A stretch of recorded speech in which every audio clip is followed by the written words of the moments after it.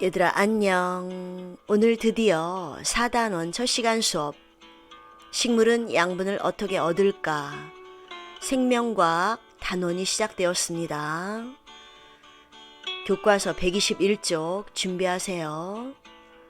식물은 양분을 어떻게 얻을까? 로 첫 번째 광합성에 대한 얘기가 나오거든요. 이 단원에서는 식물이 생명활동에 필요한 에너지를 얻기 위해 스스로 양분을 만든다는 거죠. 그리고 이 양분을 이용하여 에너지를 얻을 수가 있어요. 양분을 만드는 광합성이 일어나는 장소가 또 어딘지 알 수 있고요. 그때 광합성에 필요한 물질이 무엇인지, 광합성으로 인해서 만들어진 산물이 어떻게 이용돼서 에너지를 얻는 호흡 과정을 어떻게 이해할 수 있게 되는지까지 이어지게 됩니다. 단원 학습 목표는 쭉 여러분들이 보세요. 광합성이라는 장소, 광합성으로 생성되는 물질, 광합성에 필요한 물질, 또한 광합성에 영향을 미치는 여러 가지 요인들, 잎의 표피에서 증산작용이 일어나는 곳을 관찰하는 실험도 하게 될 거고요. 이러한 증산작용을 광합성과 관련지어 설명할 수 있어야 합니다. 그 광합성 결과 만들어진 양분의 생성, 저장, 사용 과정을 표현할 수 있어야 합니다. 교과서 118쪽에 가면 이런 그림이 있죠. 햇빛을 듬뿍 머금고 자란 식물은 탐스러운 열매를 맺는다.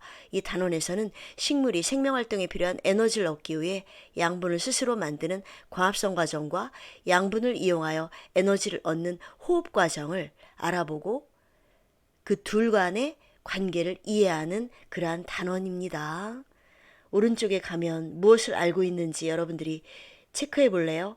광합성, 엽록체, 녹말, 이산화탄소, 물관, 식물의 호흡, 체관, 양분의 이동, 양분의 저장. 그 중에 여러분들은 어떤 용어를 알고 있습니까? 자세히는 알지는 못하지만 다들 들어봤죠? 또한 옆에 프로젝트에 도전해 볼래요? 우리 주변에는 버려지고 가꾸어지지 않은 곳이 있다. 이런 곳을 아름다운 공간으로 만들 순 없을까? 이 단원을 배우면서 알게 된 내용을 활용하여 버려지고 가꾸어지지 않은 곳을 싱그러운 정원으로 만들어보자 그랬네요. 여러분들은 집에서 화분을 키우고 있나요? 120쪽에 가면은 이런 그림이 있네요.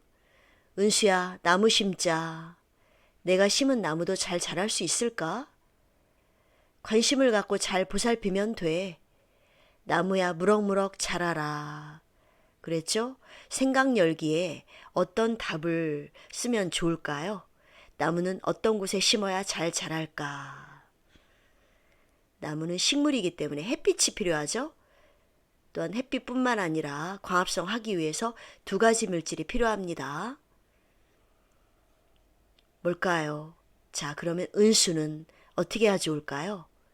햇빛이 있는 곳에 이 나무를 잘 심고 흙이 너무 마르지 않는 곳에 심어야 되고 또한 가끔씩 물을 줘야 되겠죠.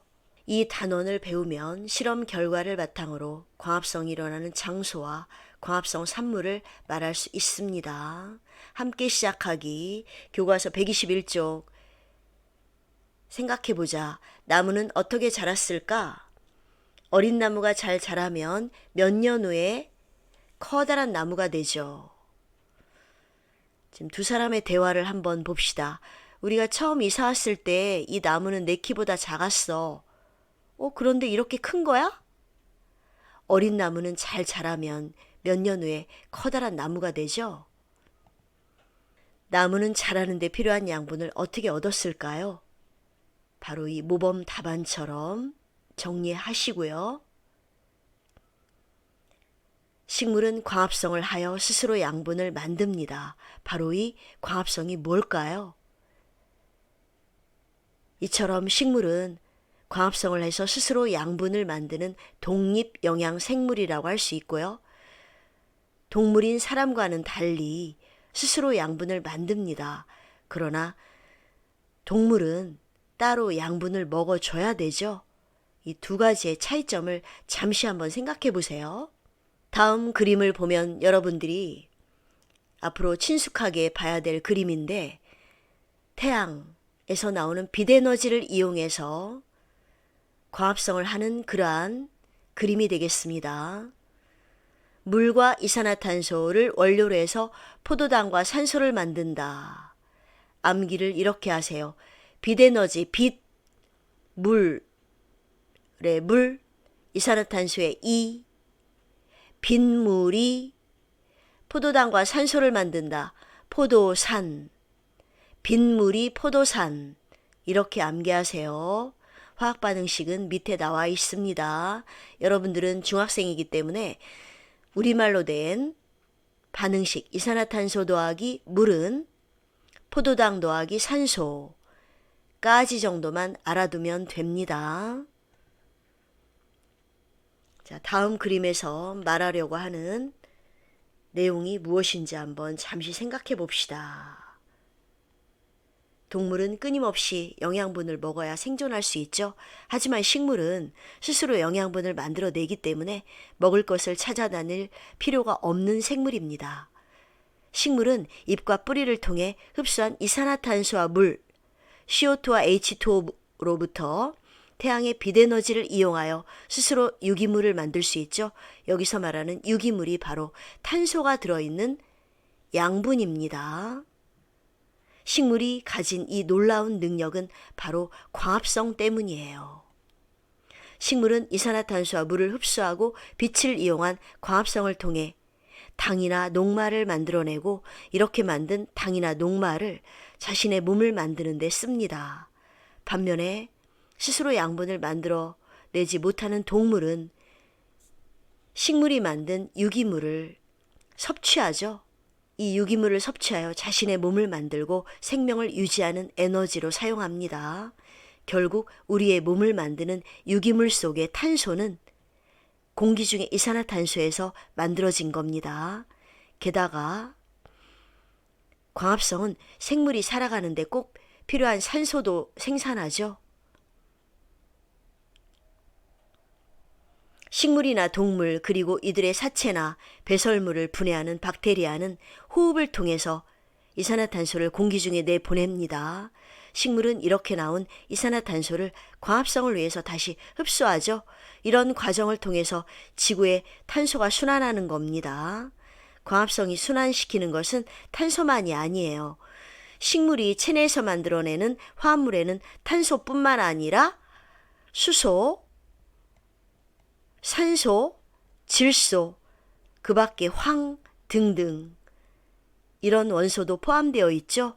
동물이 식물을 먹음으로써 이들 물질도 각각 순환합니다.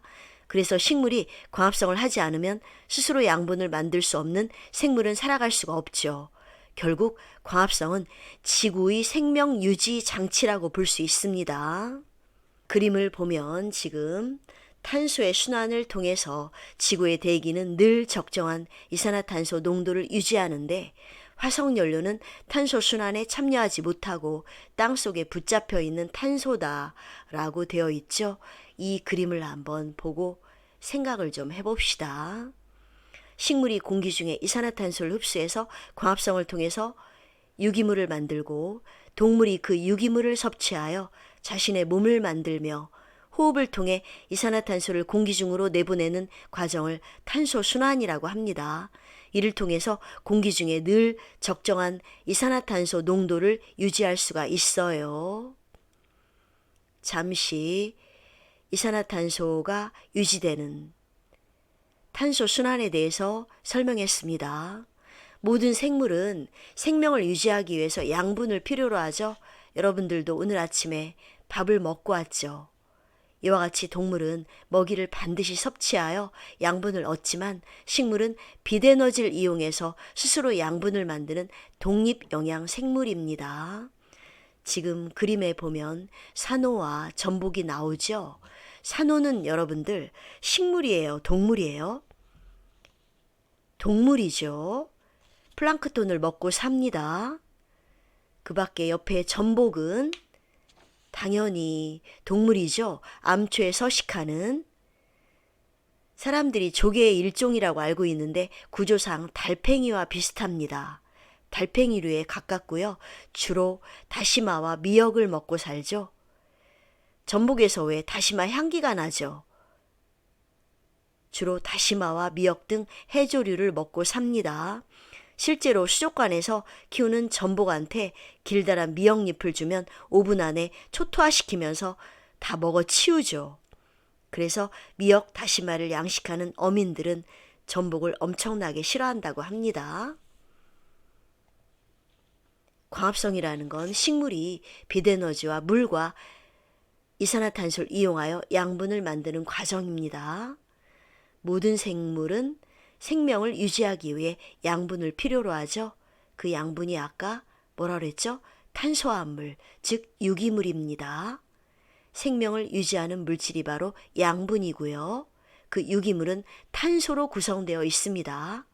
사람은 생명을 유지하기 위해 무엇을 필요로 하죠? 바로 내 몸을 구성하는 효소와 단백질. 이런 것들이 전부 다 탄소로 이루어져 있습니다. 이런 탄소로 된 유기물을 먹고 삽니다. 그로 인해서 광합성으로 인해서 만들어진 포도당의 구조를 잠시 한번 보세요. 포도당의 분자식은 화학식은 C6H12O6 황백색의 고체고요. 포도당의 분자 구조를 올려놨습니다. 다음과 같이 산소와 반응해서 에너지를 내는 이건 호흡의 식입니다. 나중에 또 배울 거예요. 우리가 탄수화물을 먹게 되면 소화기관에서 포도당으로 분해되어 흡수가 되죠. 우리는 이 포도당을 만들어낸 광합성에 대해서 지금 수업하고 있는 거예요. 광합성의 화학식 다시 한번 봅시다. 이산화탄소 더하기 물은 빛에너지를 이용해서 포도당 더하기 산소다. 빗물이 포도산이다. 이렇게 암기하세요. 자, 그러면 다음 시간에 121쪽에 있는 배움활동부터 시작하겠습니다. 자, 그럼 121쪽부터 예습 좀 해가지고 오세요. 다음 시간에 만나요. 안녕.